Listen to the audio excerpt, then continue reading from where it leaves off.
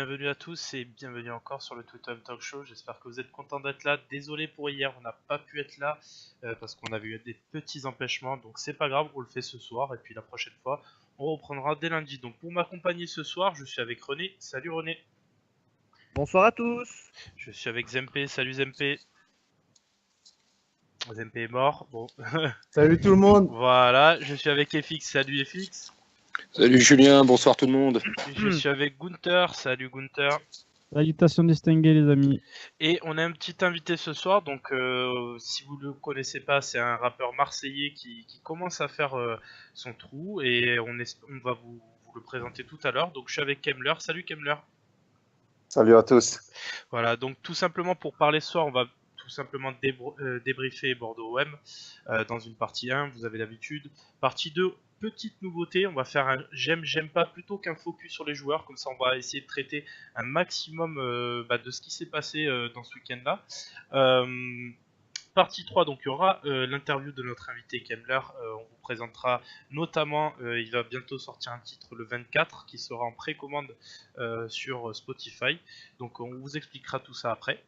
Et une petite partie 4, tout simplement Konyaspor OM l'avant-match, puisque c'est aussi le retour de l'Europe. Donc vous connaissez ensuite la dernière partie, c'est les questions des auditeurs. Si vous pouvez dès à présent poser vos questions sur le hashtag TweetOMLive. Donc on y va tout de suite pour la première partie, à savoir Bordeaux OM, le débrief. Donc pour commencer, je vais poser la question habituelle à tout le monde. Donc je vais commencer par toi Kemmler puisque tu es le nouveau. Donc en gros, qu'est-ce que tu attendais avant ce match-là? Est-ce que tu t'attendais à ce qu'on brise enfin cette série d'invincibilité de Bordeaux à la maison? Voilà, qu'est-ce que tu attendais?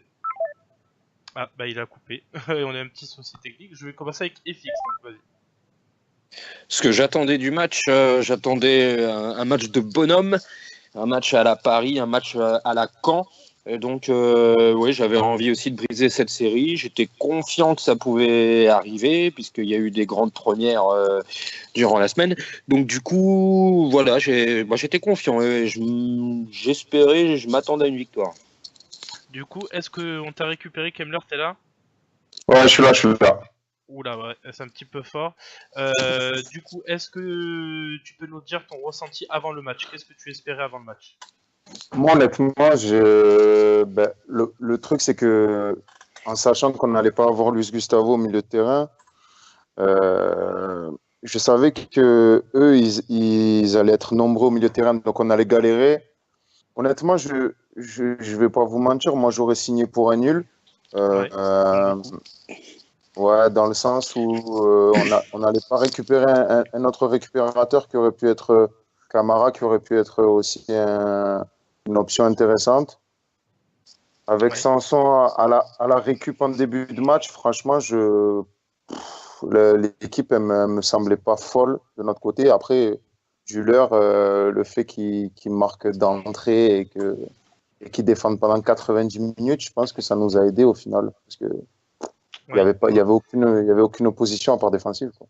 Ouais. René, est-ce que tu avais le même ressenti? Est-ce que tu aurais signé pour un match nul?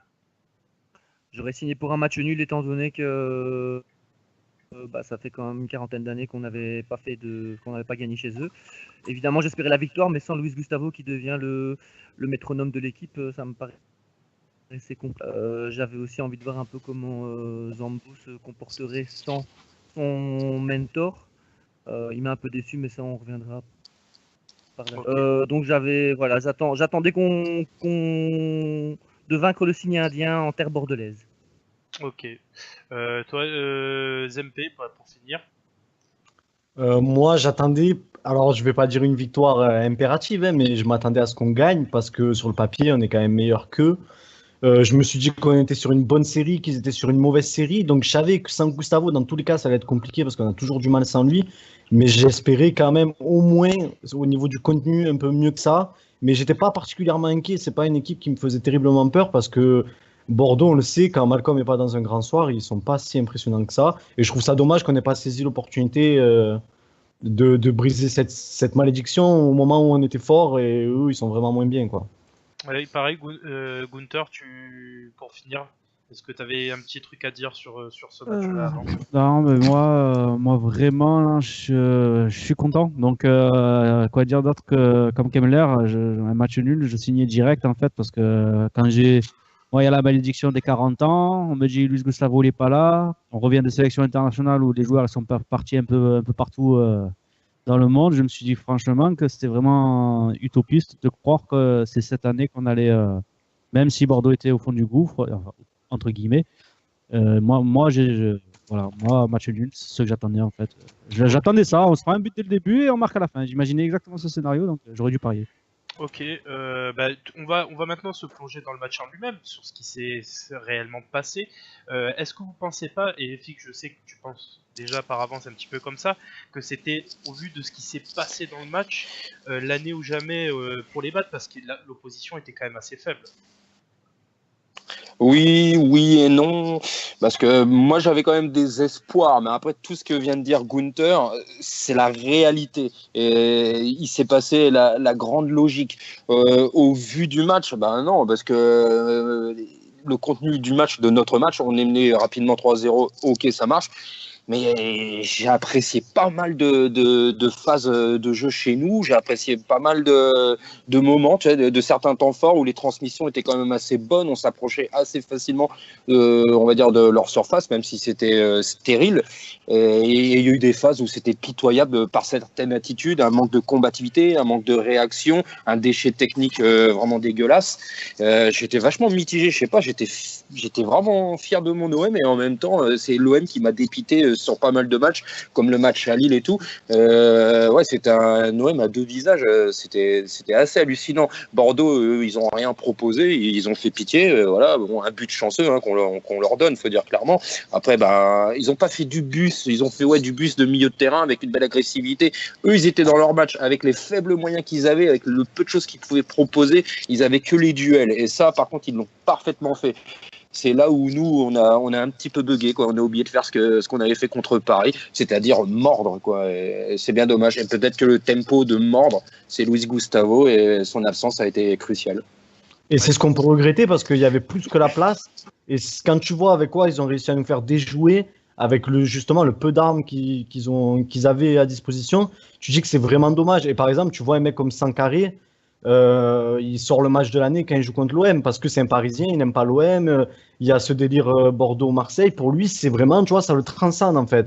C'est un peu comme Ocampos. C'est un peu Ocampos quand il joue Paris en fait, tu vois. Et tu dis que toi, il suffisait que tu mettes un peu plus d'ingrédients pour les battre et rentrer dans l'histoire de l'OM pour cette équipe-là, tu vois. Parce qu'il y a des mecs comme Ocampos, on va peut-être pas les retenir dans 10 ans, alors que s'ils avaient fait ça, ben, sur la feuille de match, c'est quand même l'équipe qui a brisé 40 ans de malédiction. Donc tu dis c'est dommage quand même qu'ils aient pas mis un peu plus d'envie, quoi. Ouais, René, tu voulais rajouter quelque chose là-dessus? Que Bordeaux a joué contre l'OM comme nous, on a joué à la maison contre Paris. Ouais, donc on n'avait pas les armes. On n'avait pas les armes. Et au niveau de l'état d'esprit, c'est outre le fait qu'à la fin du match, on marque en toute fin du match, ça on y reviendra. Mais au niveau de l'envie et du mordant, comme FX l'a dit, oui, Bordeaux a attaqué le match comme nous on l'a attaqué contre Paris. Je suis d'accord avec toi, René. Moi, c'est le parallèle que je faisais pendant le match. Je fais tiens, c'est bizarre. C'est vraiment le même style de match, mais voilà. C'est énorme. Ouais, non, c'est énorme. Moi, je vais rebondir un petit peu sur ce que disait Kemmler au début et je vais te poser la question, Kemmler, du coup. Est-ce que tu n'as pas senti, avec l'absence réellement de Gustavo, que même, ça a fait complètement déjouer l'équipe et notamment un mec comme Ocampos qu'on n'a pas vu du tout du match pour le coup? Moi, je pense que après, si tu veux, l'absence de Luis Gustavo, elle est difficile parce que eux, ils étaient un milieu à 5. En vérité, là, on voit la compo sur les phases défensives, c'était à 5. Ils sont en 80, même sur leur phase offensive. Enfin, je veux dire, ils montaient vraiment pas, ils étaient vraiment bas. C'était difficile parce que au final, nous, on se retrouvait avec vraiment 2 milieux récupérateurs face à 5 milieux. C'était quasi injouable. Et surtout quand tu as Luis Gustavo qui, en général, récupère tous les ballons et que derrière, tu as Zambo qui est bien revenu dans ce championnat et là qui fait un match dégueulasse. Au final, on récupérait aucun ballon. Donc, je trouvais ça logique. Et après, pour Ocampos, certes, c'est vrai qu'il n'a rien apporté offensivement, mais on a eu très peu d'occasions, il faut dire la vérité. Mais je trouve que défensivement, ses retours, même si là, il a récupéré beaucoup moins de ballons que d'habitude, mais ses retours, ils aident beaucoup, à ma vie, à à défendre. Et c'est ce qui lui a permis de bouffer Malcolm ce soir-là. C'est ce qui lui a permis de bouffer Mbappé face au PSG. Moi, je trouve qu'on a été très critique envers lui. Même Pierre Ménès qui l'a mis dans ses flops. Ouais, mais tu sais, Pierre Ménès, après, Pierre Ménès, on est d'accord, ouais, c'est sûr, il est condescendant, il nous aime pas du tout, mais je veux dire, il le met dans ses flops, alors que je l'aurais peut-être pas mis, dans le sens où je trouve certes, il nous a pas apporté, mais ses retours, ils sont à chaque fois intéressants, en fait. Pour faire un petit clin d'œil, on peut dire que par exemple, Ocampos, il fait un petit travail de l'ombre.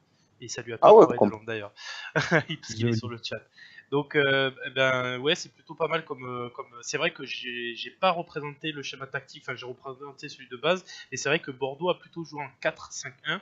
Ça s'est vu, ils étaient quasiment tout le temps en phase défensive. Est-ce que vous trouvez, je vais vous lancer une petite bombe comme ça, mais est-ce que vous trouvez normal qu'une équipe comme Bordeaux, qui se veut faire un classique entre guillemets contre l'OM, vienne contre nous chez eux?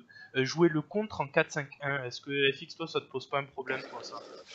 Non, mais moi, ils m'ont fait pitié déjà toute la semaine. Ils sont venus à l'entraînement chauffer leurs joueurs. Ensuite, sur les réseaux sociaux, je sais pas c'est quoi leur délire. Ce manque d'ambition pathétique. C'est-à-dire que le championnat, ils ont rien à jouer. C'est un aveu très clair, ou un désaveu d'ailleurs. Et que voilà, cette attitude elle est déplorable. C'est-à-dire que Lyon ça les intéresse pas, Monaco ça les intéresse pas. Ils ont rien envie de faire. Ils se créent leur propre classico. Grand bien leur face, mais pour nous ils sont rien. Et puis on s'en bat les steaks quoi. C'était dans les années 90, à l'époque de la guéguerre Tapi Claude Bèze. Et leur équipe finalement elle est à l'image de leurs supporters quoi. Ils savent pas ce qu'ils font dans ce championnat, ils ont pas d'ambition, c'est triste. Et voilà, et comme tu dis, ils jouent derrière en essayant de placer des banderilles et des contres. Ils ont eu peut-être plus d'occasions franches que nous, par contre, mais ça, bon, c'est dû au fait qu'on a eu du mal à être bon dans les duels. Mais ouais, non, Bordeaux, c'est vraiment triste. Ils sont quantième? Quantième, c'est une expression qu'on n'a pas en France, René. Oui. Ils sont combien, si tu préfères? 9e.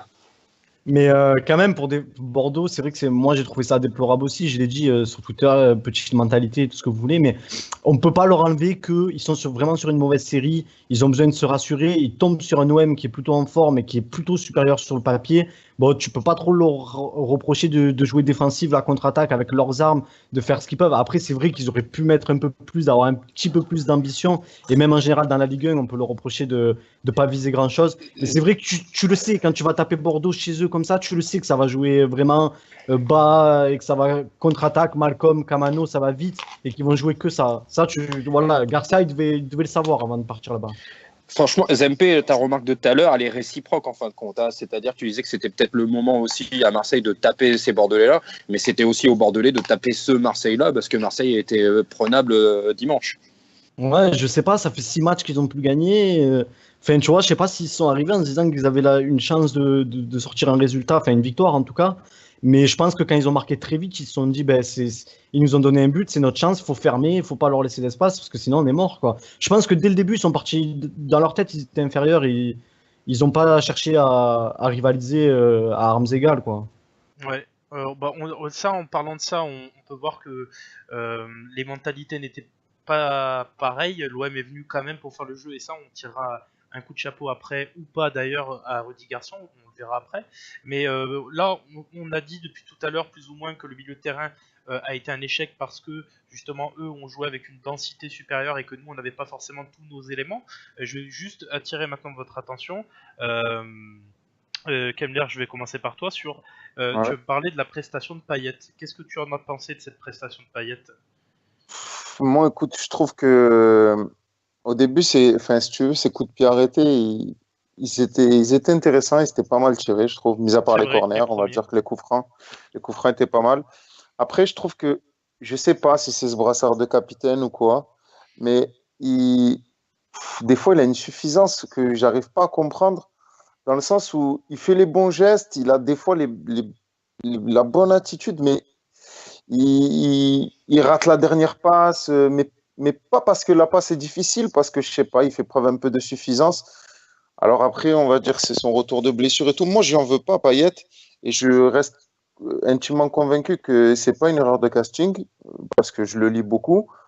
Je pense qu'il faut juste qu'il arrive à faire un enchaînement de matchs. Et je pense que ça va marcher. Après, je ne sais pas si à l'entraînement, il a moins faim ou je ne sais pas.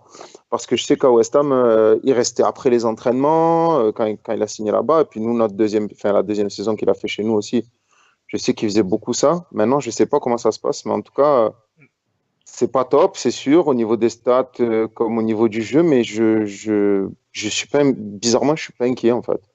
Je vais juste rebondir sur ce que tu viens de dire, parce qu'il y a quelque chose qui m'intéresse vraiment dans ce que tu as dit. Ouais. C'est le fait de dire, tu dis c'est pas c'est peut-être le brassard de capitaine, mais c'est surtout tu soulèves un problème de suffisance. C'est vrai que comme ça, j'avais pas pensé depuis un moment. J'ai l'impression, et vous allez tous me dire ce que vous en pensez, que le fait qu'au final ce soit lui la tête de gondole et qu'en plus on lui donne ce brassard de capitaine, ben, ça le met tellement pas en danger sur le terrain après. De se dire qu'il peut faire preuve un petit peu de suffisance. Là, je te rejoins. C'est l'idée que je me fais. Et c'est pour ça que je trouve que le fait de le sortir à la mi-temps, c'était quand même un signe fort. J'ai trouvé ça intéressant, moi. Exactement. Et on en a parlé en off de notre côté avec FX. J'ai dit que je comprendrais pas et que ça serait une faute tactique si Garcia ne le sortait pas. Preuve en est, il a posé entre guillemets ses couilles sur la table. Et bravo il a Garcia. Tiens. Voilà. Vas-y, René. Qu'est-ce que tu as pensé bravo de Garcia Payet, parce etc. qu'on lui jette. Payet, il a été à chier, on l'a dit. Ouais. Le moindre choix qu'il fait, c'est le mauvais. Moi, je pensais honnêtement pas que Garcia prendrait ses responsabilités à le sortir, mais je suis très content qu'il l'ait fait. J'espère que ça va conscientiser Dimitri Payet et qu'il va un petit peu se sortir les doigts du cul. Désolé, mais pour les prochaines semaines, parce que ça devient un peu urgent. Je l'ai défendu pendant très longtemps. Je suis quelqu'un qui était très content de le voir revenir, mais ça donne raison à ces nombreux détracteurs. Et Zempe, est-ce que tu as cette impression comme moi ou pas qu'il est plus sur... Moi j'ai l'impression qu'il est vraiment sur cette pente descendante et qu'on n'aura plus jamais le Payet qu'on aurait pu avoir que par exemple que West Ham a eu ou que nous on a eu sur la saison de Bielsa. Qu'est-ce que tu penses, toi ? Ça, je sais pas. C'est sur la pente descendante. Il est pas vieux non plus, tu vois, il a 30 ans. Il devrait être normalement au sommet de sa forme, tu vois, mais physiquement, tu le sens à chaque fois. Tu as l'impression que quand tu le vois, Payet, rien que ça, c'est comme visuel. C'est un peu comme Carasso à l'époque, je sais pas si vous vous rappelez. Mais quand tu le vois, tu sens qu'il y a quelque chose qui va pas. Donc, tu as l'impression qu'il n'est pas en forme déjà. Il est jamais prêt, il se blesse beaucoup. Mais ouais, pour rebondir sur ce qu'avait dit Kemmler, je suis d'accord que je pense qu'il a tellement d'importance dans ce projet. Il se sent tellement installé dans cette équipe que voilà, il n'a pas besoin de se dépasser. Et même, on parle du brassard de capitaine, on parle de cette tête de gondole entre guillemets, mais on peut parler aussi du fait que de base, il n'y a personne à son poste qui peut rentrer en concurrence avec lui. Sanson, on l'a installé là, mais de base, ça n'a vraiment aucun joueur. Donc je pense que voilà, Payet, il est au-dessus de tout le monde, il le sait, que de base, dans cet effectif, il n'y a personne qui a autant de talent que lui, et que voilà, il a joué un peu pépère tranquille, parce que c'est vrai que tu n'as pas l'impression qu'il dégage beaucoup de hargne sur le terrain. Il est tout en suffisance depuis qu'il est revenu. Et voilà, il a eu un petit problème de surpoids. Tu n'as pas l'impression qu'il revient non plus à son top niveau à chaque fois physique. Et c'est pareil, dans le jeu, c'est jamais le Payet qu'on attend. Donc je pense qu'il faudrait qu'il se bouge un peu et que Garcia le mette en danger. C'est une bonne chose qu'il est sorti à la mi-temps pour des raisons sportives, quoi. Ouais. On va avancer un petit peu, on va essayer de faire 2-3 joueurs encore, on va en faire 3 qui me paraissent importants vraiment. On va parler tout d'abord on va dire un mot rapide parce que ça fait quelques matchs que ça se répète, donc c'est plutôt bien, je pense qu'on l'aura tous compris. On va parler un petit peu d'Amavi. On est d'accord qu'il est en train de mettre tous les soi-disant meilleurs ailiers droits dans sa poche à chaque match. On parle d'Mbappé, on parle de Malcolm. Je pense qu'il n'est pas prêt de s'arrêter à ça. Est-ce que ça vous impressionne qu'il est capable de, après une saison quand même où il revient d'une très très grave blessure, qu'il est capable d'enchaîner comme ça? Et est-ce que vous pensez qu'il a encore le potentiel de progresser, FX? Ouais, le potentiel, il est très large. Il a encore une marge de manœuvre qui est énorme parce qu'il est en train de s'imposer à une vitesse grand V à l'OM. Les joueurs qui sont capables de faire ça, ce sont des joueurs qui sont au-dessus de la moyenne. Et je valide l'expression de Zempe il y a maintenant 2 mois de cela. Il est devenu cadre de l'équipe. Et c'est une chance énorme de pouvoir compter sur un joueur aussi fort. On en avait besoin. Et faut pas bouder son plaisir. Ce mec-là, faut l'encourager, faut l'appuyer, faut être derrière, faut lui donner du soutien puisqu'il se nourrit de ça. Donc lui, il faut en faire à la limite un chouchou, quoi. Et faut le propulser, quoi. Et ouais. Voilà. Et tous les matchs importants où les affiches, il les a réussis. Qu'est-ce qu'on peut lui demander de plus au mec? Contre Bordeaux, d'ailleurs, c'est un des seuls qui est vraiment très combatif. C'est un des seuls que j'ai vu vraiment bouger les choses, rentrer dedans, dans les duels, y aller et tout, parce que ça dormait un peu autour de lui. Et à ma vie, quand il rentre sur le terrain, il est toujours à 100%, quoi. Donc ça, c'est plaisant déjà. J'ai une anecdote. Ouais, vas-y. Bon, je regardais le match avec Madame dimanche. Je me dis, bon, le foot, alors on regarde des fois de temps en temps parce que j'en regarde, mais elle n'est pas du tout experte. Il y a eu un ralenti sur un retour d'Amavi sur Malcolm. Elle était époustouflée par sa vitesse de pointe et sa capacité à pouvoir récupérer le ballon derrière un sprint. Et ça en dit long. J'ai juste une question là-dessus. Rolando était capable de rattraper Malcolm. Est-ce que Malcolm il tire pas un peu une charrette derrière lui quand même? Non. Non, je suis pas d'accord, les gars. Vas-y. Parce qu'il a quand même été super explosif. Laisse répondre Kemmler, vas-y. Non, je suis pas d'accord. Non, je pense que déjà sur le retour de...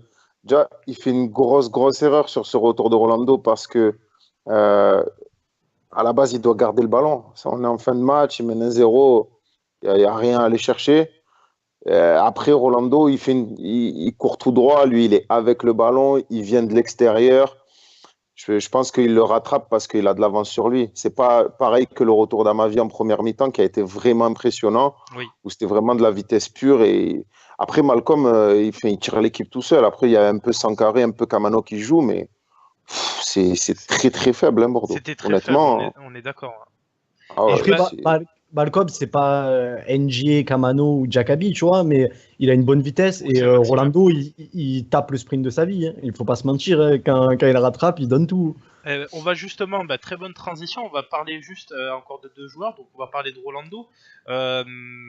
J'ai vu que dans d'autres talks, ils ont fait aussi le comparatif avec Abdenour, mais quand même, j'ai envie qu'on se pose la question parce que on lui a assez tapé sur le front parce que pour se dire qu'il était mauvais, mais il est quand même, il a fait un match solide hier. Est-ce que vous pensez pas qu'il puisse réitérer ce type de match, tout simplement? Réitérer, c'est pas déjà la prestation qu'il a fournie contre Paris? Oui. Eh ben voilà.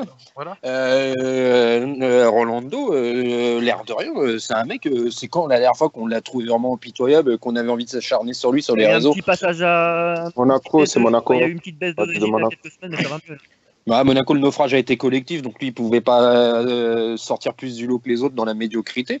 Mais Rolando, c'est le professionnel. Et par contre, je voulais parler de sa vitesse. Quand il n'a pas le ballon sur des sprints longs, en fait, le mec, il est super rapide. Quand il arrive à se lancer, c'est vraiment un joueur super rapide, mais uniquement dans ce cas de figure-là. Après, ballon au pied ou sur des courses courtes, bien sûr qu'il est très lent. Mais sur des courses très longues, c'est un joueur qui est vachement rapide. Ok. On va passer juste au dernier joueur et après on avancera. On va parler du cas Mitroglou. Il y avait le cas Karim Benzema, vous l'aurez compris, enfin le cas Benzema, là c'est le cas Mitroglou. On commence déjà à voir par-ci par-là, notamment sur les réseaux sociaux, que ça tape sur lui. C'est vrai, alors moi j'en avais parlé aussi en off, et j'ai dit il y a quand même des signes qui ne trompent pas. C'est pas une question d'incompétence, et Zempe avait raison lorsqu'il m'a répondu, il m'a dit que c'était une question de confiance.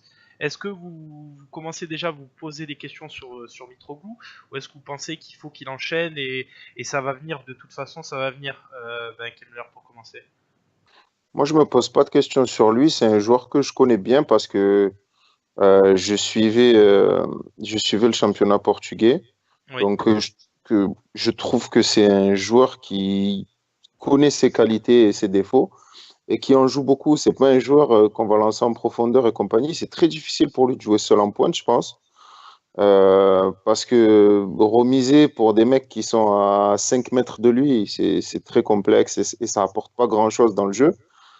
Après, je pense que quand il va avoir son physique à 100% et qu'il va commencer un peu à parler la langue, je pense que d'ici 4-5 mois, c'est sûr qu'on veut un buteur rapidement, mais d'ici 4-5 mois, je pense qu'il sera comme on l'espérait. Ça va être un peu dans le style de Gomis, faut pas se mentir. Mais pour moi, l'erreur, c'est Actuellement, celui sur lequel je me pose un peu plus de questions, c'est Germain, parce que si Germain était à son niveau, il n'y aurait pas besoin de se poser la question Mitroglou, en fait. C'est ça. Bah, est-ce que vous voulez. Enfin, Ça, c'est une très bonne intervention. Mitroglou rate quand même 2 trucs immanquables dimanche. C'est une question de confiance. La René, après. confiance, ouais, la confiance. Immanquable, La cite-moi confiance, mais quand cite-moi les actions, quand René. bah, il y a une action où il tape juste au-dessus du but, il est à 5 mètres du but. Attends, excuse-moi. Ouais, enfin, Ça bon, la arrive. frappe, elle est un peu en déséquilibre. Elle aurait pu être contrée par le genou du Bordelais aussi. C'est pas immanquable.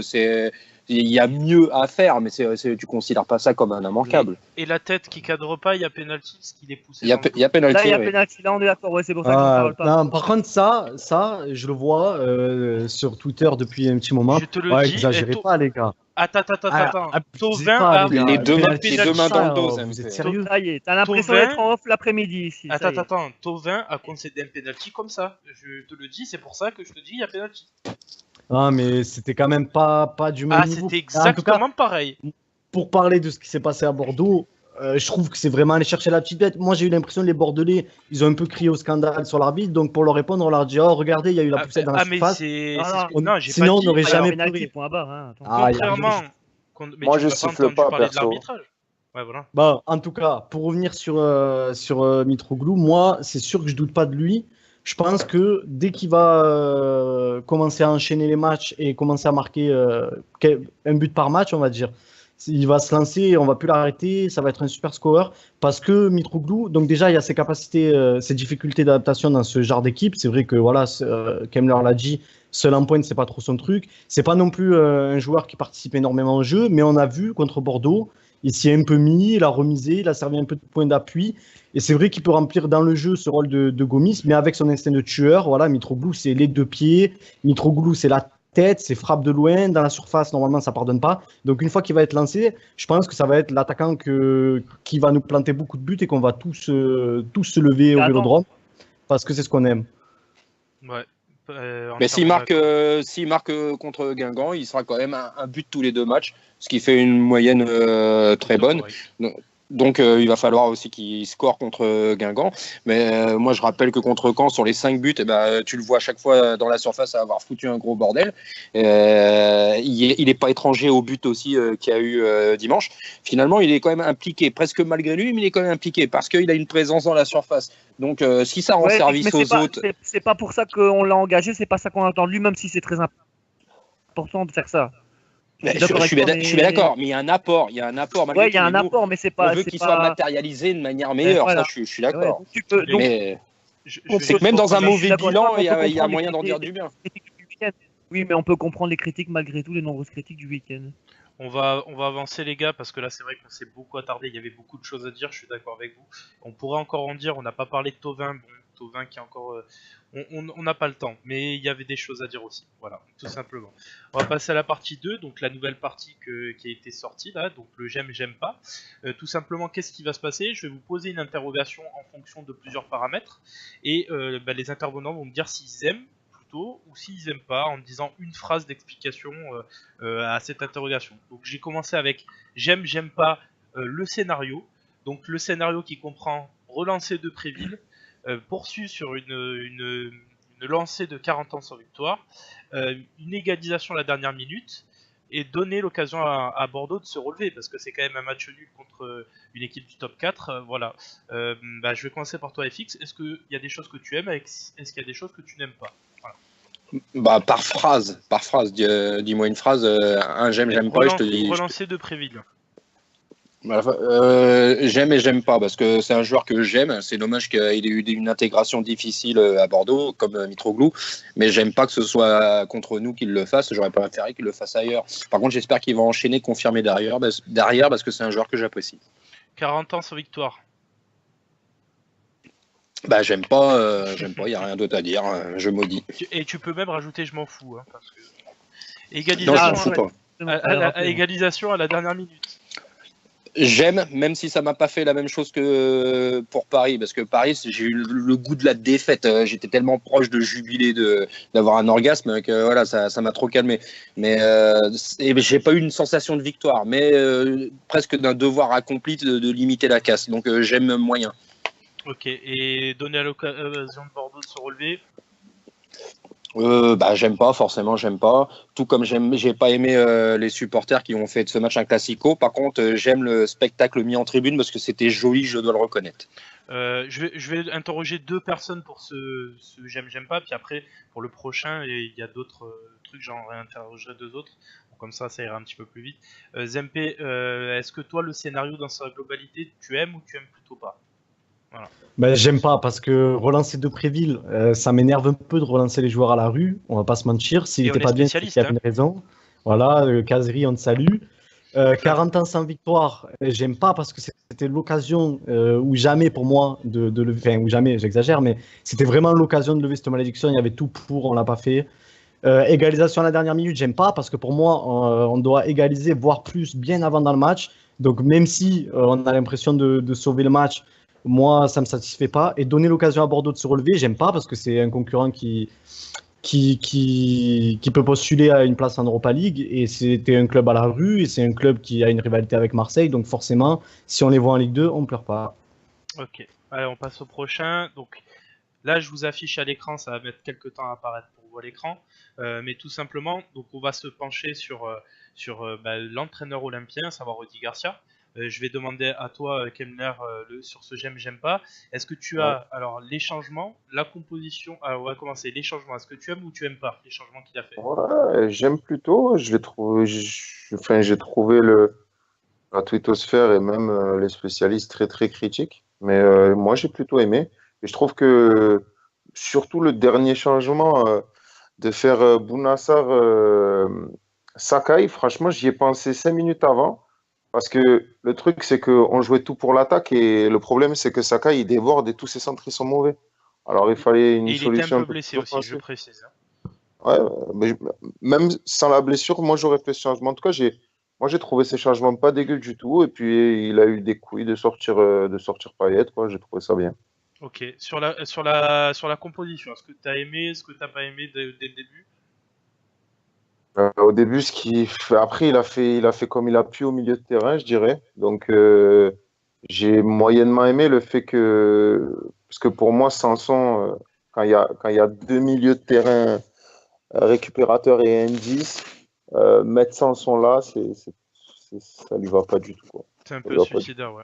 Donc du coup, Ouais, changer Payet à la mi-temps, on le sait que ouais, t'as bien j'ai aimé. aimé, du coup. Ouais. Et dans son interview après match en disant que c'était plutôt un bon résultat et est-ce que t'as aimé ou t'as pas entendu? Enfin, je sais pas trop.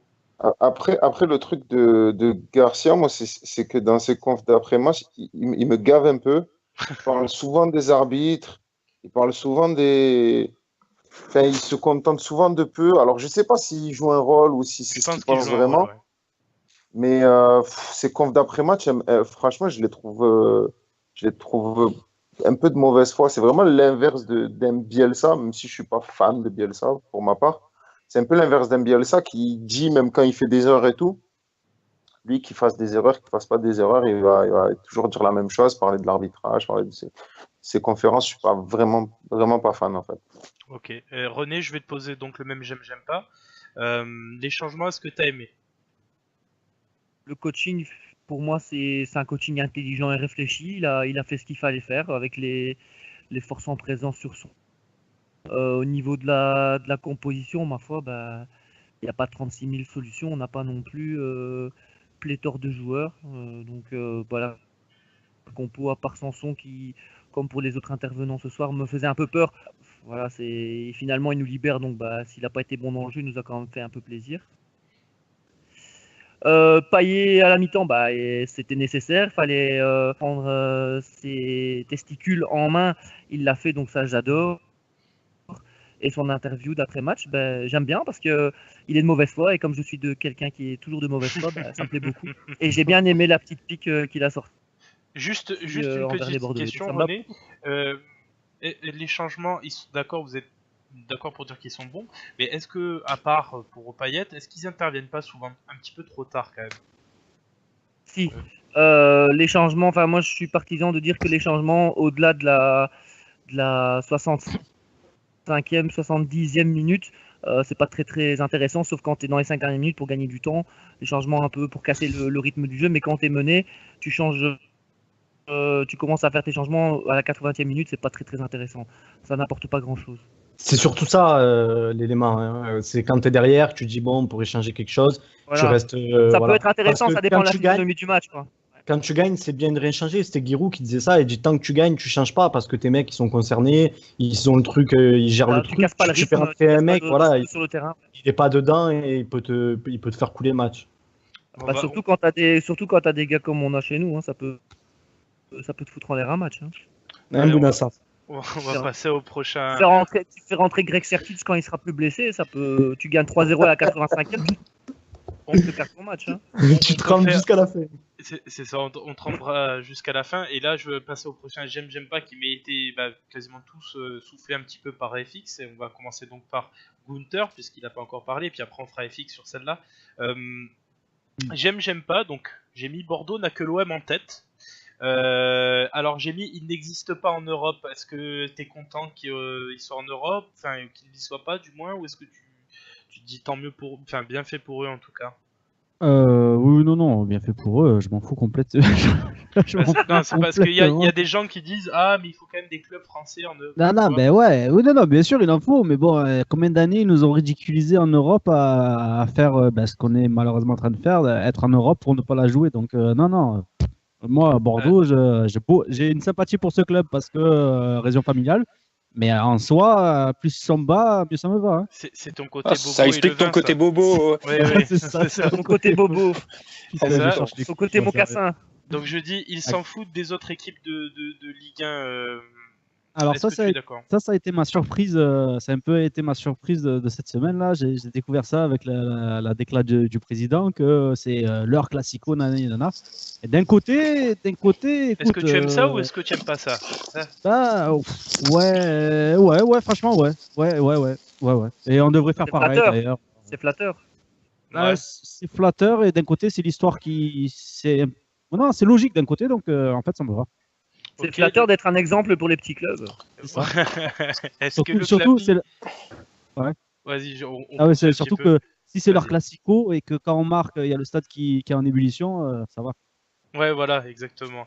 Le petit clapping après l'égalisation, donc à la fin du match. Alors, ils disent aussi c'est parce qu'ils fêtent les 20 ans de leur groupe, mais moi, tu sais, si tu fêtes les 20 ans que ton équipe est mauvaise, tu craches dessus.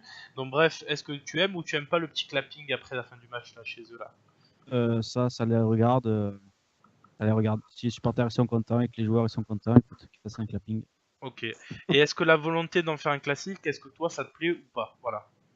J'ai déjà répondu. Ouais, moi, Gunther aime bien les clappings parce que les clappings c'est très beau quand même. Hein. Voilà, c'est ça. Et FX, je vais te poser donc, vu que c'est un sujet que tu voulais aborder, est-ce que le fait qu'ils n'existent pas en Europe, tu aimes plutôt ça ou est-ce que voilà. Oh, je m'en bats les steaks parce que voilà, l'Europe ça se mérite, donc s'ils sont pas, c'est qu'ils la méritent pas. Après eux ou un autre, non. Moi ce club-là, tout le monde s'en fout. Voilà, eux ils nous détestent, ils ont une haine viscérale contre nous. Ils font des 69 avec l'AS Saint-Etienne. Grand bien leur face. Après qu'ils soient en Europe ou pas, non, je m'en tends pas de le coquillage avec un filet de langouste. Quelle violence. Un petit parallèle avec Lyon. Lyon, dans une moindre mesure, fait un petit peu la même chose que Bordeaux, sauf que eux ont plus de résultats que Bordeaux. C'est un petit peu la même chose, quoi. C'est des clubs qui veulent exister, font des classiques contre l'OM, j'ai envie de dire. Hein. Je sais pas ce que vous en pensez, mais. Oula, ouais, mais le travail de Lyon est respectable. Oui, dans énormément de points et dans hein. tous les domaines. Oui, toute proportion gardée. Oui, alors dans ce cas-là, qu'ils aillent faire des stages pour apprendre de Jean-Michel Aulas du côté de Bordeaux. Ils vont apprendre quand même malgré tout énormément de choses. N'en déplaise ou pas aux supporters marseillais qui n'aiment pas Aulas, mais ils ont des choses à apprendre de Lyon. Donc voilà. Ce qu'il faut dire sur Bordeaux, c'est qu'il y a quand même de gros antécédents avec l'OM. C'est pas avec Lyon. Si tu veux, Lyon-Marseille, la rivalité, c'était déjà un peu le délire de l'Olympico. Il n'y a qu'un seul Olympique, tout ça. Un peu le délire Aulas-Labrune, parce que les deux avaient une grande gueule, surtout Aulas. mais il n'y a jamais eu vraiment de grosses rivalités. Si tu veux, Valbuena, ça a mis un peu d'huile sur le feu, mais il n'y a jamais rien eu. Là, quand tu parles de Bordeaux-Marseille, c'est quand même une suprématie du foot français à une certaine époque. Le derby du Sud, entre guillemets, Tapi versus Bèze, ils nous ont volé un titre grâce au Paris Saint-Germain. Enfin, il y a vraiment eu beaucoup d'éléments entre Bordeaux et Marseille. C'est pas juste Quand Lyon. tu dis un truc, rapidement, ça fait bizarre quand même, hein, Zempé. de quoi Mais Quand tu dis Oui, René, on va Tapi éviter versus de Bèze. rentrer dans tes délires suspects. Ouais. Vas-y, continue, MP. Non, mais voilà, c'est ça. Je veux dire que Marseille-Bordeaux, c'est une vraie rivalité. Lyon, Pour eux. comme me disent que Lyon-Marseille, ben, pour nous aussi, quand même, si tu regardes dans l'histoire de l'OM. Ouais, Je veux dire, maintenant, non, t'as mais plus je suis rien à foutre. d'accord. J'ai connu, Mais moi, j'ai ça me connu fait les années toujours quelque chose. 80. J'ai Moi, ça me connu fait toujours quelque chose. Joseph-Antoine Bell et tout. J'ai connu Si Alain tu veux, moi, Giresse. j'ai pas connu, moi, tout ça. Alain Mais Giresse. ça Non, me mais fait toujours effectivement, quelque chose. c'était super clivant. Il y avait vraiment quelque chose à l'époque. Sauf que depuis 10 ans, un OM Bordeaux au Vélodrome et un OM Lyon au Vélodrome, c'est pas la même chanson. Et tu t'aperçois que de recevoir Bordeaux, c'est un peu comme recevoir. Je vais pas dire des saloperies, mais Rennes ou un club limite quelconque. Et que tu reçois Lyon, tu reçois Lyon. Hein. Je peux C'est rajouter- c'est Ouais, pas la mais même. je peux rajouter Ça, c'est un aujourd'hui, truc. ça. Vas-y, Non, non, Rajoute, aujourd'hui, rajoute, Bobo. Même aujourd'hui, pas aujourd'hui. Vous vous rendez compte que tout le monde voulait absolument qu'on gagne ce match. Faut absolument qu'on gagne, faut absolument Non, qu'on. chez Eh ouais, eux. ben, dans ces cas-là. Plus, mais plus peu pour la importe, malédiction. c'est juste Plus c'est pour le match retour. Eh oui, mais pour la malédiction, ça veut dire que ce match, il est quand même sacrément important, même pour nous. Donc ça veut dire que pour eux, imagine, c'est C'était cohérent. plus d'un côté, tu vois. important au niveau du classement, je pense, Gunther. Mais bon, après, on va Non, avancer mais un après, petit peu. par Attends, contre, attends. juste- On parle va jamais de avancer. Bordeaux entre nous en off, donc ça veut dire aussi Oui. ce que ça veut dire. Et dans les sujets de conversation de la plupart des Marseillais, je suis sûr que Bordeaux ne revient jamais dans la discussion. Par contre, que Ola c'est un connard, que Lyon on espère qu'il se croûte, ça revient beaucoup plus dans les conversations de comptoir. Ça en Mais dit par long exemple, aussi. Lyon, ça me gêne Bon, plus allez. la façon de gérer de Lyon de créer ce derby, alors qu'eux, ils ont déjà un très gros derby à côté, et alors que Bordeaux. il y a Vas-y, au Julien, moins fais la police. Oui, Vas-y, je j'arrête, vais j'arrête, avancer parce que là, on est en retard vraiment. Je vais juste vous faire le dernier, Ah, mais j'aime c'est pas, Gunther. et on Gunther, dira tu lui juste parles de Bordeaux, ça y est, ils sont dans une cet élément, phrase. hein. Donc, est-ce que vous aimez ou vous aimez pas tout simplement la Gustavo dépendance? Le fait d'aimer, ça peut vouloir aussi dire que réellement c'est un un top joueur, quoi. FX, est-ce que tu aimes ou tu aimes pas, tout simplement? T'influences notre réponse. Non, j'aime pas. Un grand club ne peut pas être dépendant d'un seul très bon joueur. Après, bon, il y a Amavi aussi qui vient montrer qu'il y a un peu plus que Luis Gustavo. Peut-être Sanson par intermittence. C'est triste à dire. Mais non, je n'aime pas qu'on soit dépendant d'un seul joueur. Ok, pareil, René en une phrase rapide. Bah, pareil que FX, j'ai rien à rajouter, il a tout dit.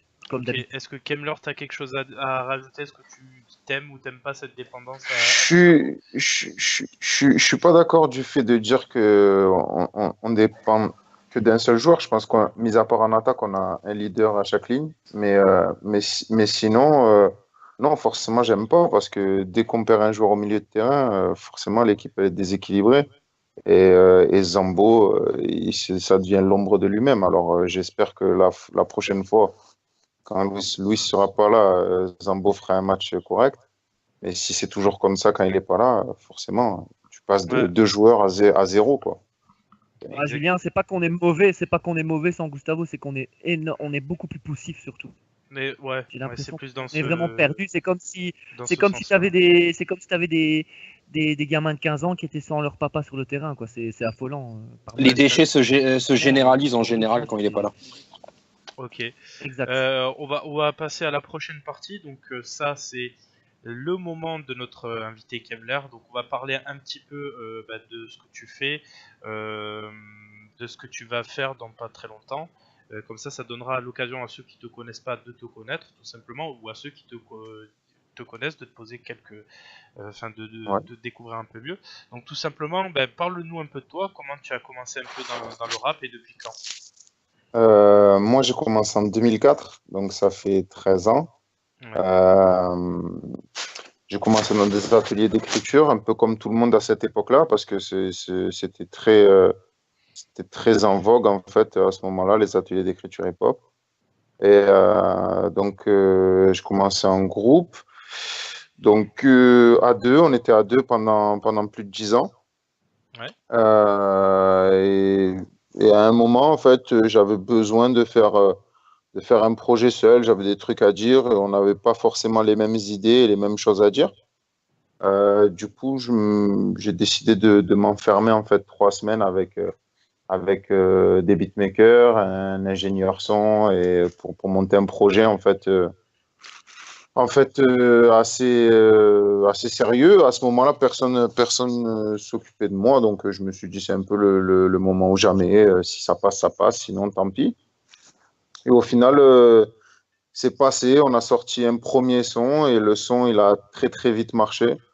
Donc à ce moment-là, on s'est fait contacter par pas mal de monde et moi j'ai décidé de signer un contrat dans le label qui s'appelle Sailor Mood. En fait, c'est une société qui s'appelle Denscott qui produit en fait euh, des, des, des artistes électro, des gros artistes électro internationaux Mhm.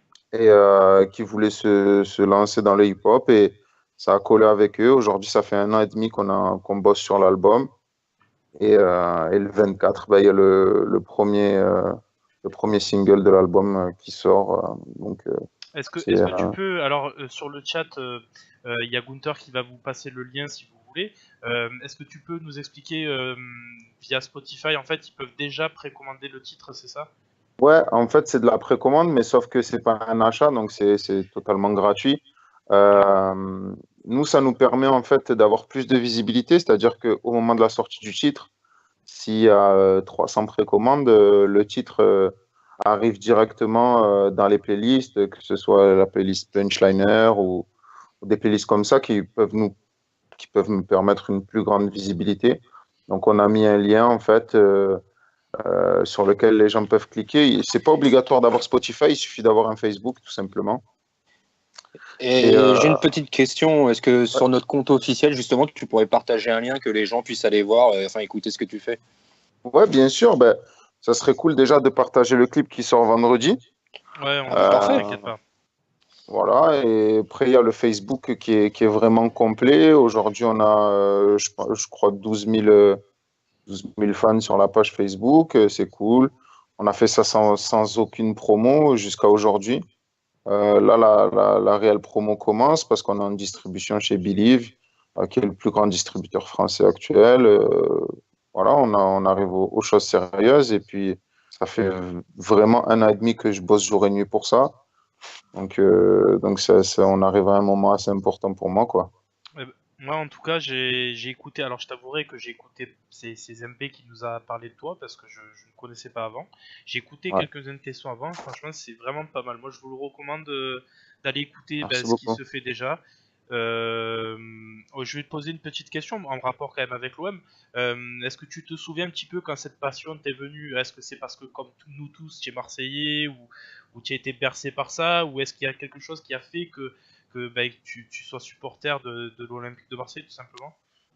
Moi, j'ai mon père, en fait, qui est un très, très grand fan de l'OM. Donc, qui est arrivé en France. Quand il est arrivé en France, en fait, il est arrivé à Marseille. Et il s'est très, très vite pris d'amour pour la ville et pour le club. Donc, en grandissant, c'est ce qui nous a inculqué à mon grand frère et à moi.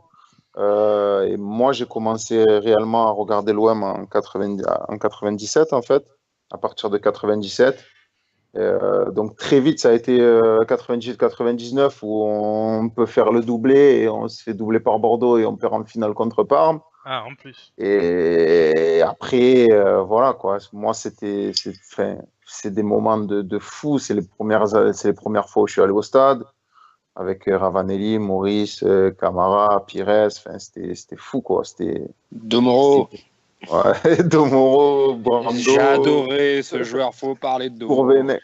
Gourvenec. Ouais, non, en tout cas, c'était vraiment des moments ouf pour moi. Et à partir de là, je me suis pris d'amour pour le club. Je suis allé voir tous les matchs au stade. Aujourd'hui, j'ai gardé en fait ce truc de regarder les matchs avec mon père. Et comme mon frère a déménagé, fait n'habite plus à Marseille, je regarde tous les matchs avec mon père. Donc, voilà, la dernière fois où on était abonné, c'était l'époque Bielsa. Aujourd'hui, mon père est un peu plus fatigué, donc je regarde les matchs à la maison avec lui et c'est devenu vraiment une tradition. Pour moi, Ah, c'est c'est une juste belle histoire en tout impossible de cas. pas regarder de pas regarder les matchs avec lui, quoi. Et nous, en tout cas, je vous repasserai un petit titre de Kemler à la fin du talk. Je vous en ai passé un petit peu au début. Moi, je vous invite à aller follow tous ses comptes, tout simplement parce que c'est un artiste marseillais qui se fait un peu tout seul.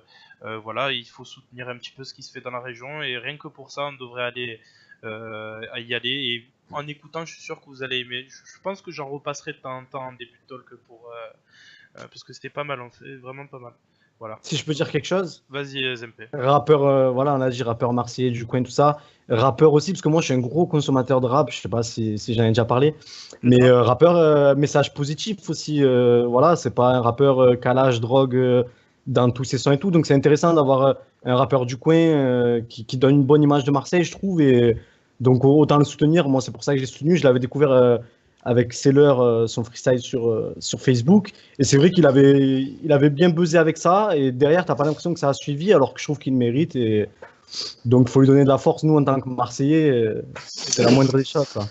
Toute l'équipe du tweet est à fond derrière lui, elle l'encourage et le félicite. Merci beaucoup, les gars. Merci beaucoup. Je vais faire sa publicité en Belgique, moi, tu vas voir. Voilà, il va te cool. diffuser en Belgique. T'inquiète pas.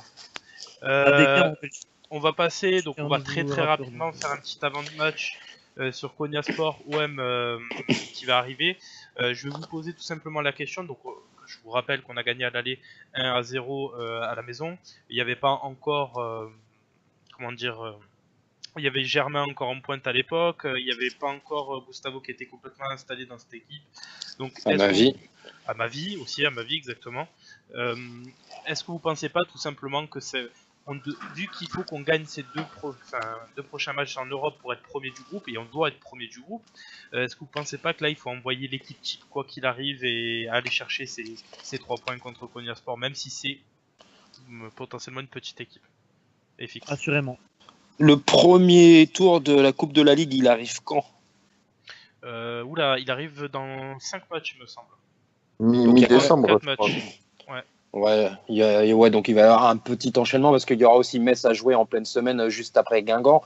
Je sais pas quoi attendre de cette Europa League. Je suis pas persuadé qu'on soit armé pour la gagner. Après, on a notre fierté, donc forcément, on veut quand même que ça se tape sur le terrain, mais j'attends pas grand chose de ce match-là, donc sincèrement, s'il peut continuer à faire son turnover, parce que c'est un peu ça qui relance Sanson, donc s'il peut avoir des bonnes pioches magiques comme ça, pour que des matchs comme dimanche, les remplaçants se mettent aussi au diapason, ou que l'effectif soit plus étoffé en qualité, il peut encore continuer là-dessus. Franchement, moi, je lui en voudrais pas. Le priorité au championnat, il faut aller chercher la Ligue des Champions. Donc sincèrement, moi, cette Europa League, de mon point de vue, pas en tant que Marseillais, franchement, ça me gêne pas. Il peut faire l'impasse et continuer à faire un peu de rafistolage. Au contraire, je pense que ça aide l'effectif. Donc, on a la précision de travail de l'homme, c'est 10 matchs en 31 jours. Toi, Zempe, est-ce que tu as ce même constat ou tu veux qu'on se donne à fond, tout simplement? Alors moi, je suis pas un acquin, mais je suis quand même un partisan de jouer les Coupes d'Europe quand même, pas à fond, mais pas loin, on va dire. Bon, c'est l'Europa League. Ben, je trouve que même si on a un calendrier chargé, on affronte quand même Guingamp, Metz, Montpellier. Bon, on a quand même de la marge. Donc, toujours pareil, faire tourner, oui, il faut. De toute façon, on n'a pas le choix. Mais essayer de ne pas trop perdre en qualité. Je veux dire, là, Konya Sport, tu peux mettre Gustavo déjà. Et peut-être tu mets Abdenour à la place de Rolando. Après, ça va devenir important si justement on sort de cette Europa League, de ce groupe, c'est de faire signer Roca et Sarri, parce qu'on va en avoir besoin. Ça va arriver. Voilà, là, ça va devenir important, surtout Roca, parce qu'on n'a plus personne à gauche, on n'a personne à droite en plus. Bon, Sarr, voilà, mais on n'a pas vraiment de défenseur de métier. Donc voilà, t'enlèves quelques joueurs. Moi, j'aimerais bien qu'on laisse un Ocampos, par exemple, tu vois, que tu sais qu'il va apporter dans un match comme ça, parce que ça va être un match compliqué quand même, mine de rien. Donc le jouer avec pour objectif vraiment de sortir du groupe. Mais c'est vrai que l'objectif numéro 1, il faut que ce soit la qualif en Ligue des Champions. Il ne faut pas perdre ça de tête, il ne faut pas laisser trop d'énergie dans les autres compétitions. Donc la jouer, mais essayer de faire un peu des deux. Et c'est vrai que Garcia, souvent, quand il fait tourner, il fait vraiment tourner en Europa League. Donc peut-être un peu moins assurer la qualif, après on voit, quoi. Ouais, et René, toi qui es un Européen convaincu, puisque tu es belge, est-ce que tu penses qu'on doit la jouer à fond, cette Europa League? Je vais pas relever cette remarque. Il faut, comme FX disait tout à l'heure en parlant de fierté, j'ai quand même pas envie qu'on se prenne des tôles contre des équipes qui sont sur le papier largement inférieures, donc j'ai quand même envie qu'on joue le match. Maintenant, il faut trouver le mélange, un savant mélange entre le turnover et laisser quand même des mecs qui sont en forme sur le terrain. Pourquoi pas refaire jouer NJ, parce qu'NJ, ça fait un petit bout de temps là qu'on ne le voit plus. Moi, je verrais bien, personne n'a souligné, mais moi, je verrais bien jouer Pelé dans les cages, faire souffler un peu Mandanda. Voilà, il y a moyen de faire tourner intelligemment, donc j'espère que notre cher ami Rudy Garcia fera ça. Ok, Klemler, toi, est-ce que pareil, est-ce que tu préfères jouer l'Europa League à fond, ou est-ce que tu veux te qualifier en Champions League coûte que coûte, même quitte à abandonner l'Europa League? Pour moi, les deux sont pas incompatibles. Je pense que on pourrait la jouer, cette Europa League, mais même avec. Enfin, pour moi, il n'est pas essentiel de jouer avec l'équipe type avant d'avoir passé les poules. On a une poule qui est assez faible. Honnêtement, on fait des matchs pourris et on est toujours en forte possibilité de se qualifier. Moi, je pense qu'il fait tourner, mais il ne fait pas tourner non plus en mettant la CFA, quoi. Il y a des joueurs qui juste jusqu'à présent, en fait, quand on fait tourner en Europa League, les mecs, ils se donnent pas à fond. C'est ça le problème, en vérité, parce que c'est des mecs qui ont leur place à jouer.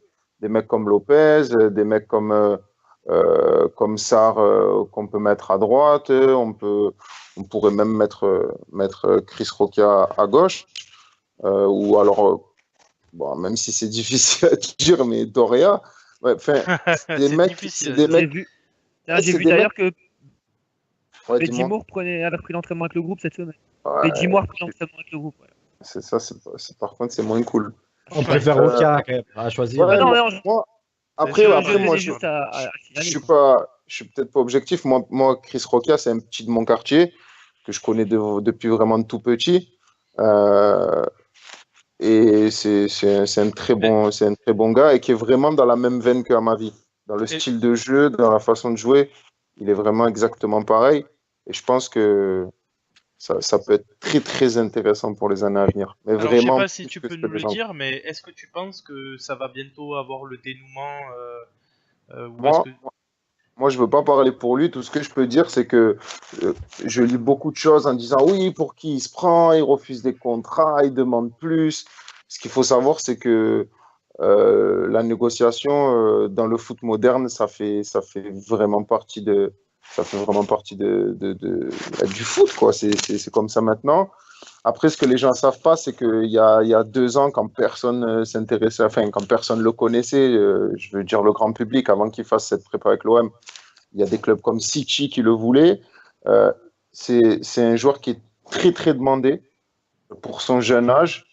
Il y a juste eu ce problème de blessure il y a un peu plus d'1 an de ça, qui aujourd'hui est réglé.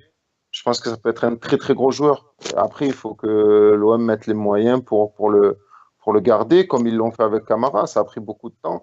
Et c'est des très très bons jeunes. Et lui, moi je vous le dis, c'est un grand espoir du foot français. Alors, Et, moi, je l'ai vu qui était pas mauvais. Franchement, sur les matchs amicaux, il avait montré des choses très très intéressantes. Et avec un mec comme Amavi qui sont compatibles, comme tu l'as dit, ça peut faire une très très bonne doublette. C'est vraiment le même style de jeu. Ils ont vraiment exactement le même style de jeu. D'accord. Bon ben, ok pour cet avis. Est-ce que quelqu'un d'autre veut déposer un avis là-dessus, Gunther? Attends, sur quoi exactement? On était sur quoi là?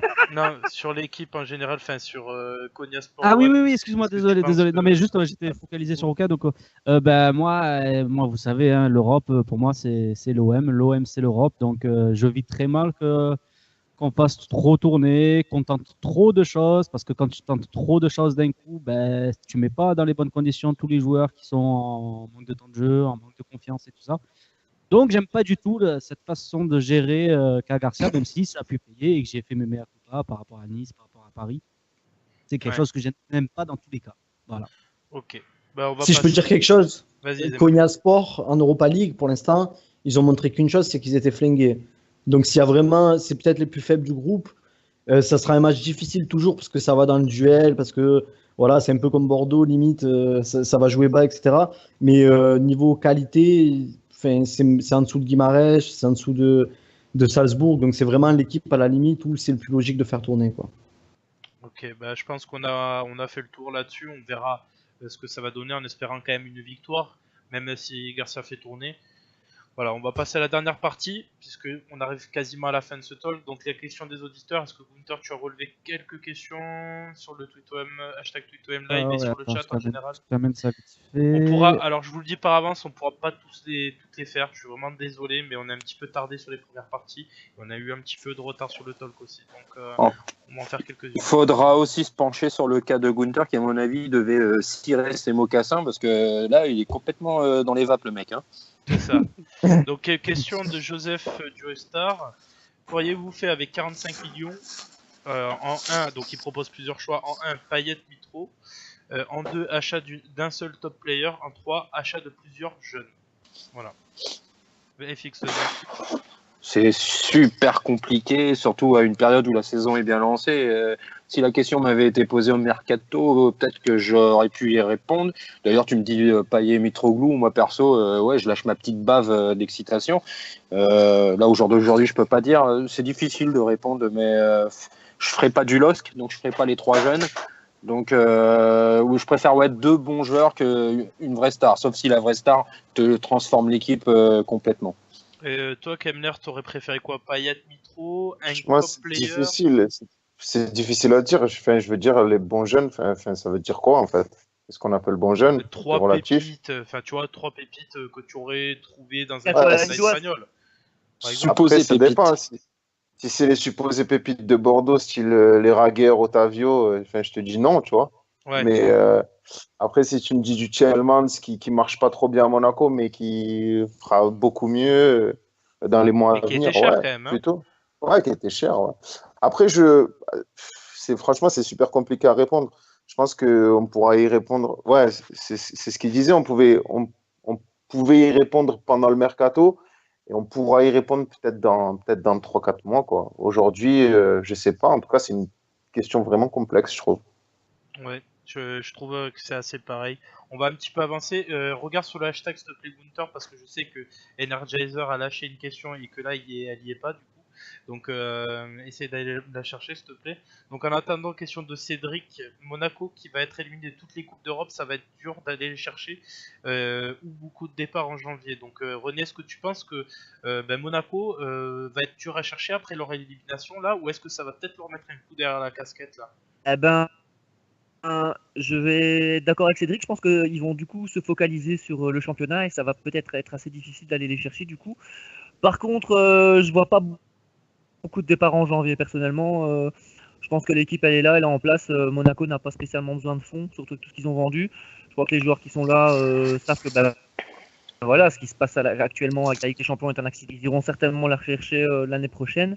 Donc je pense qu'ils vont se focaliser à 100% sur le championnat, ce qui peut nous gêner évidemment. Mais je les vois pas vendre énormément de joueurs en Moi, je pense pas que Monaco va faire une grande saison. Hein. Ils sont par-ci. J'ai pas dit qu'ils allaient faire une grande saison. Hein. Non, mais j'ai pas que tu as dit ça, mais ce que je veux dire, c'est que même s'ils se focalisent que sur le championnat, je pense quand même qu'une élimination en Ligue des Champions, ils sont même pas reversés en Europa League, ça va quand même leur faire un petit coup moral. Et je pense que voilà, c'est Monaco, c'est toujours la même histoire. Quand ils vendent tous leurs joueurs, il leur faut 1 ou 2 ans pour se remettre sur pied. Tant qu'ils ont Jardim, ça passe, donc on sait qu'ils vont revenir. Mais à mon avis, il va leur falloir du temps quand même pour trouver les automatismes avec tous ces jeunes, etc. Ouais. Bon, on va avancer. Question de Mysterious Fada. Salut à tous. Après sa piètre prestation aux côtés de Zambo hier et le fait que son remplacement en seconde période ait démontré qu'il était plus à l'aise, pensez-vous que Garcia fera plus confiance à Sanson en place de numéro 10? En gros, est-ce que vous pensez pas que Sanson était plus efficace en numéro 10 hier? Est-ce qu'il va lui faire confiance dans l'avenir? FX. Ouais, c'est un joueur de Vista, pas un joueur de duel. Donc, ouais, c'est un petit peu logique. C'est relayeur ou meneur. Voilà, plus bas, non, c'est suicidaire pour lui. Donc, ouais, et actuellement, de manière, faut jouer la concurrence pour réveiller Payet. Donc, faut là à Guingamp, moi je lance Sanson directement et au pire Payet demain. On parle de faire tourner l'effectif. Je vois plus le Payet en ce moment faire le match de demain et préparer Sanson pour contre Guingamp. Et le message sera clair pour Payet. Donc, il y a une belle opportunité à saisir. Ouais, faut profiter de la forme de Sanson. Et Kemler, est-ce que tu es d'accord de lancer Sanson en 10 toi aussi? Moi, Moi, je pense pas. Je pense qu'actuellement, on a un jeu qui colle pas à Sanson, je trouve. Parce que si on jouait avec 2-6-1-8, ça serait très très bien pour Sanson, qui pourrait être en pleine possession de ses moyens. Par contre, avec un 10, moi, je mets plus Payet, quoi qu'il en soit. Sanson, certes, il est efficace en ce moment, mais c'est la confiance qui parle, je dirais. Et puis, il se place pas dans les interlignes comme le ferait un 10 et il crée pas les espaces.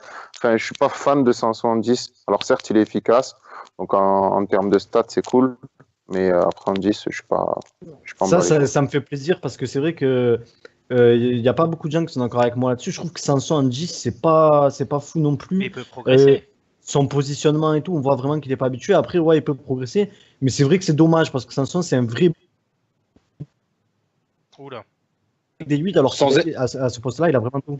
Sans être magnifique dans la construction, il a quand même le danger. Il a les 2 pieds et tout. Ben, il a la besoin- dernière passe, quoi. Il a une Ouais, dernière bah, passe fabuleuse. Et ben voilà, ça peut suffire, ça, peut suffire hein, quand tu es offensif. C'est dommage en fait. Je trouve que tu gages vraiment le potentiel du joueur. Ouais, le problème, c'est le système. Le problème, Zempé, c'est que tu fais ton système à la base pour Payet. C'est ce que je veux dire. Oui. Ouais, c'est ça. Et le truc, c'est que Sanson et quelque part Lopez sont les deux grands perdants. Bien que Lopez un peu moins, parce que lui, il a les caractéristiques du 10. Mais Sanson, c'est le grand perdant. Il doit trouver sa place. Parce que quand même, tu le recrutes. C'est ta première recrue du Champions Project. Il faut que tu arrives à le bonifier derrière.